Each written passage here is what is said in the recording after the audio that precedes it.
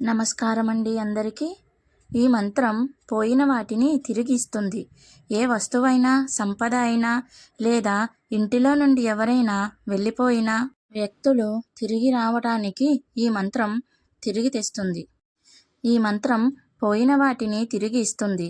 ఇంట్లో ఏదైనా వస్తువు పోయినా, ఇంట్లో చెప్పకుండా ఎవరైనా ఇల్లు విడిచి వెళ్ళిపోయినా, భార్యాభర్తల మధ్య మనశ్శాంతి లేకపోయినా ఒకే ఒక్క మంత్రం నిరంతరం స్మరిస్తూ ఉంటే పోయినవన్నీ తిరిగి లభిస్తాయని మన పండితులు చెబుతున్నారు. ఇంతకీ ఆ మంత్రం ఏమిటి అంటే అదే కార్తవీర్యార్జున మంత్రం. ఇంతకీ ఈ కార్తవీర్యార్జునుడు ఎవరు అన్న విషయం మనం ముందు తెలుసుకోవాలి. ఈ కార్తవీర్యార్జునుడు ఎవరు అంటే సాక్షాత్తు విష్ణుమూర్తి కుడి చేతిలో ఉండే సుదర్శన చక్రం యొక్క అంశం.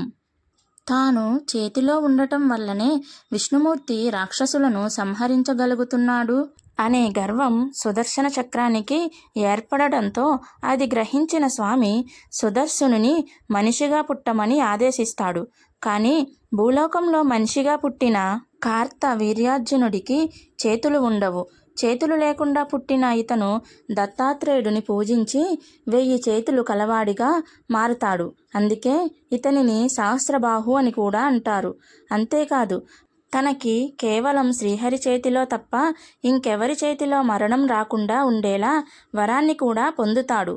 ఇతను ఎంత బలశాలి అంటే అతి పరాక్రమవంతమైన రావణాసురుడిని ఒక యుద్ధంలో బంధించి తన రాజ్యానికి తీసుకుని పోయి తరువాత పులత్స్య మహర్షి అభ్యర్థనని విని అతనిని వదిలేస్తాడు. ఇతని రాజధాని వింధ్య పర్వతముల వద్ద గల మాహిష్మతీపురము. ఇతని పురోహితుడు గర్గ మహర్షి. ఒకసారి కార్తవీర్యుడు వేట కోసమే అడవికి వెళ్తాడు. అక్కడ అలసిపోయి దగ్గరలో ఉన్న జమదగ్ని మహర్షి ఆశ్రమానికి వెళ్ళిన కార్తవీర్యునికి స్వాగతం పలికి జమదగ్ని విశేషమైన విందు పెడతాడు. అంత రుచికరమైన ఆహార పదార్థాలు కామధేనువు సంతతి అయిన గోమాత ద్వారా లభించాయన్న నిజం తెలుసుకుని దానినే తనకి ఇచ్చేయమని అడుగుతాడు. అందుకు జమదగ్ని నిరాకరించడంతో మహర్షి తలను ఖండించి ఆ గోమాతను తీసుకెళ్ళిపోతాడు. ఆశ్రమానికి తిరిగి వచ్చిన జమదగ్ని కొడుకు పరశురాముడు విషయం తెలుసుకుని కార్తవీర్యునితో పాటు 21 మంది క్షత్రియులని చంపుతానని శపథం పూనుతాడు. అన్నమాట ప్రకారమే కార్తవీర్యుడిని సంహరిస్తాడు. పరశురాముడు విష్ణుమూర్తి అవతారం కావటంతో కార్తవీర్యుని కోరిక కూడా తీరి మళ్ళీ శ్రీహరి చేతిలో సుదర్శనుడిగా మారి గర్వం విడిచిపెట్టి తన జన్మ సార్థకం చేసుకుంటాడు. అలా అతి బలశాలి పరాక్రముడు అయిన కార్తవీర్యుడు తనకు లేని చేతులని తపస్సు చేసి పొందటమే కాకుండా శ్రీహరి చేతిలో ప్రాణాలు విడిచి మళ్ళీ అతని కుడి చేతిలోనే సుదర్శన చక్రమై ఆజన్మాంతం నిలిచి ఉంటాడు. కార్తవీర్యుని కోసం తెలుసుకున్నాం కదా. ఇప్పుడు కార్తవీర్యార్జున మంత్రం ఏమిటి అన్నది తెలుసుకుందాం.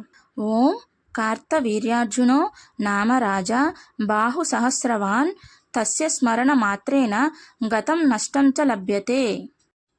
ఈ మంత్రాన్ని స్నానం చేసి శుచిగా ఉండి మనస్ఫూర్తిగా స్మరిస్తే పోయినవి తిరిగి మనకి దొరుకుతాయి. అది డబ్బైనా, మనశ్శాంతి అయినా లేదా ఇంటిలో నుంచి ఎవరైనా వెళ్ళిపోయినా వాళ్ళైనా మొత్తానికి సమస్య ఏదైనా పరిష్కారం తప్పకుండా లభిస్తుందని పురాణాలు చెబుతున్నాయి. ఈ మంత్రాన్ని మన మనసులో కోరిక చెప్పుకొని రోజు పూజ చేసేటప్పుడు స్మరిస్తే పోయినవన్నీ తిరిగి మనకు దక్కుతాయి. ఈ మంత్రాన్ని దృఢ సంకల్పంతో చేసేవారికి చాలా వేగవంతమైన మంచి ఫలితం తప్పక కలిగి తీరుతుంది. మీకు ఈ వీడియో నచ్చితే లైక్ చేసి, షేర్ చేసి, సబ్స్క్రైబ్ చేసుకోండి.